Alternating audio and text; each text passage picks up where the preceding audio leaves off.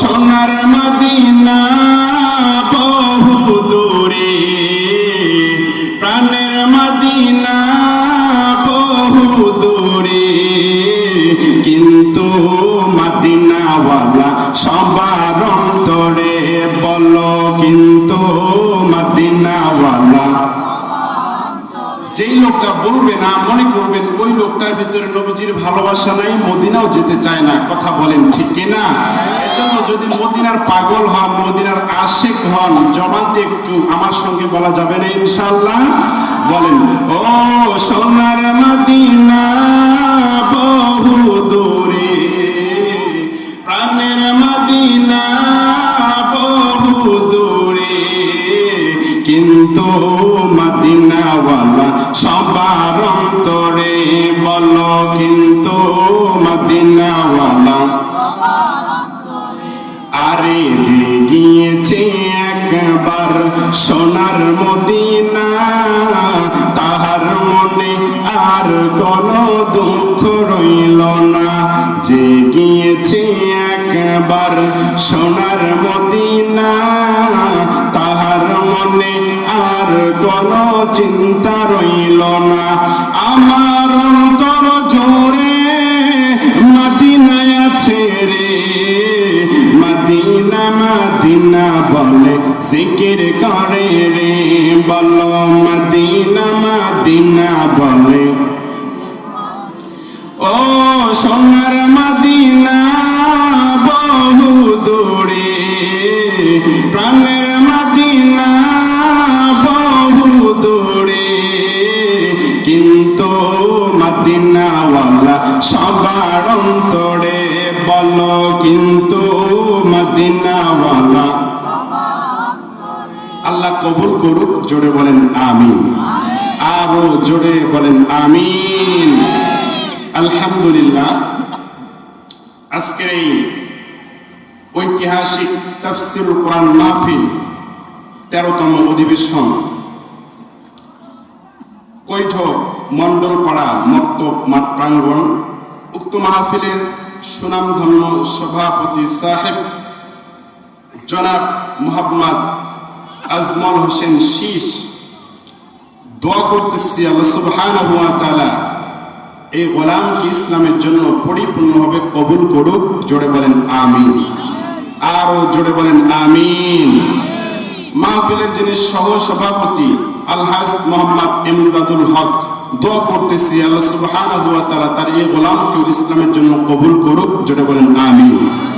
মাহফিলের যিনি প্রধান অতিথি জনাব অধ্যাপক আশরাফ হোসেন, দোয়া করতেছি আল্লাহ সুবহানাহু ওয়া তাআলা তার এই গোলামকে ইসলামের জন্য হযরত ওমর খাব্বাব খুবাইব রাদিয়াল্লাহু তাআলা আনহুর মতো কবুল করুক। জোরে বলেন আমিন।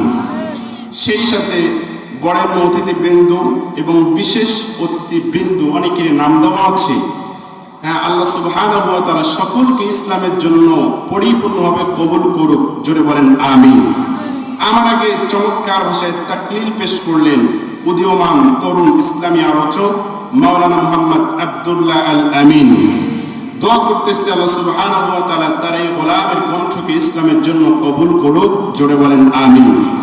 সেই সাথে দূর প্রান্ত থেকে এসেছেন অনেক মুরব্বী তুল্য মুরব্বী আবজান, যুবক তুল্য যুবক ভাইজান, স্কুল কলেজ ইউনিভার্সিটি বিভিন্ন প্রতিষ্ঠান থেকে আগত আমার কলেজের টুকরা যুবক ভাইরা, এবং অনেকগুলো আমার কচিকাচা সোনামণিরা এসেছেন বিভিন্ন মসজিদ থেকে আগত আইম্মায়ে মাসাজিদ, খুতবায়ে মাসাজিদ, হুফাজ, ইজ্জম, মুদাররিসিন ইকরাম, অনেক উলামা হযরতরা, যাদের জুতা বহন করার যোগ্যতা আমি অধম, আমি নাকার রাখি না, এবং পর্দার আড়ালে অবলা সরলা সর্বে গুণে গুণান্বিত আমার মা বোনেরা, যারা এই মাহফিলকে কেন্দ্র করে আসছেন, বসছেন, কথা শুনতেছেন, আমরা দোয়া করতেছি আল্লাহ সুবহানাহু ওয়া তাআলা সকলের মনের নেক আশা মঞ্জুর করুক। জোরে বলেন আমিন।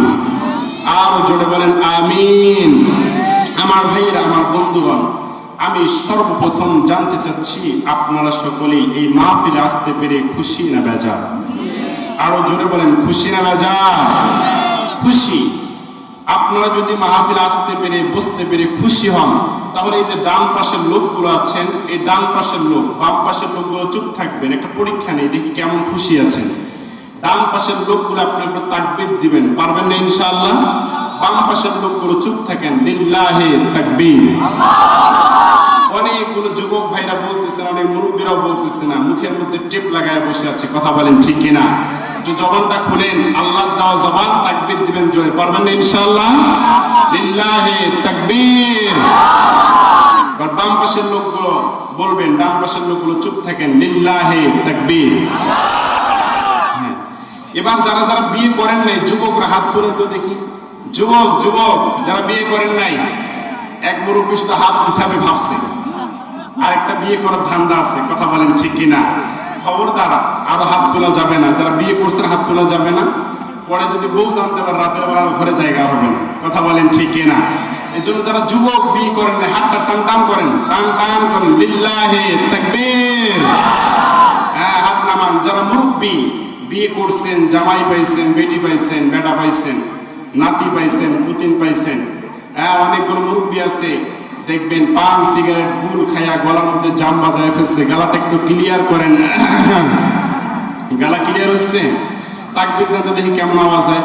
যুবকদের কাটাতে হবে, লিল্লাহি তাকবীর।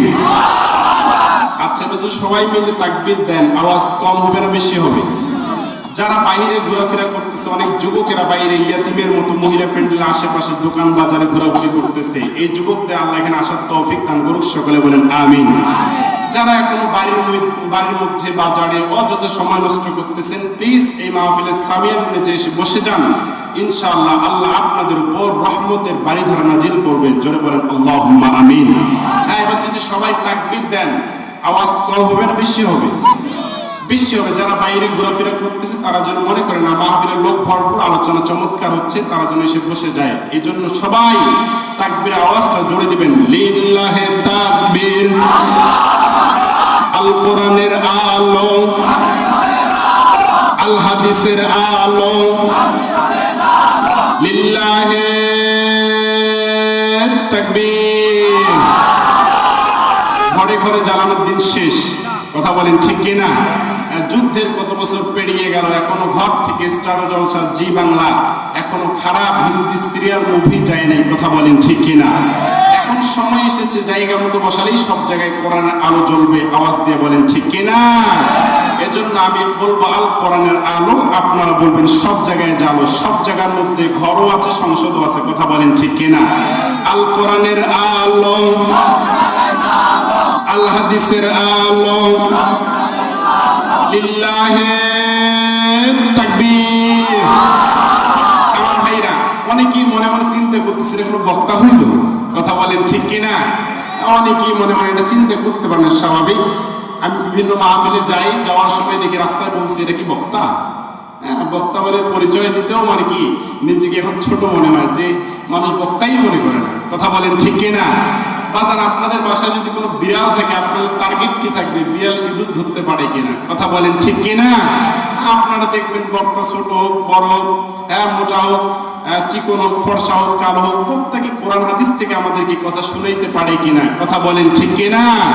আমার ভাইরা, আপনারা যদি মাহফিলের শেষ পর্যন্ত থাকতে পারেন, আমি আপনাদেরকে মক্কায় কিভাবে আজান দেয়, মদিনায় কিভাবে আজান দেয়, মক্কার যিনি ইমাম কারি আব্দুর রহমান সুদাইস কিভাবে কাবা শরীফের ভিতরে নামাজের মধ্যে তেলাওয়াত করে কোরআন, আমি আপনাদের মাঝে একটু একটু করে শোনায় দিয়ে যাব ইনশাআল্লাহ। বাম হাতে জমা রাখলাম। যারা যুবক আসছেন, যুবকদের যারা আজকে অনেক যুবকরা অনেক কষ্ট পরিশ্রম করে আজকে আয়োজন সাজিয়েছেন, আমি যুবকদের জন্য চমৎকার আলোচনা নিয়ে আসতেছি। যুবকদের জন্য 4টা ট্যাবলেট আছে। যদি কোনো যুবক এই 4টা ট্যাবলেট ফলো করে, আল্লাহ ওই যুবককে জিরো থেকে হিরো বানিয়ে দিবে, জোরে বলেন সুবহানাল্লাহ।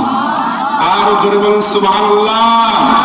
4টা আমল যুবকদের জন্য আমি দিয়ে যাব, 4টা আমল। যদি কোনো যুবক এই 4টা কাজ করতে পারে, আল্লাহ সুবহানাহু ওয়া তাআলা ওই যুবককে সকল ধরনের খারাপ বেবিচার কাছ থেকে বাঁচায় রাখবে। ওই যুবককে আল্লাহ জীবনে সফলতা অর্জন করিয়ে দিবে, জোরে বলেন সুবহানাল্লাহ।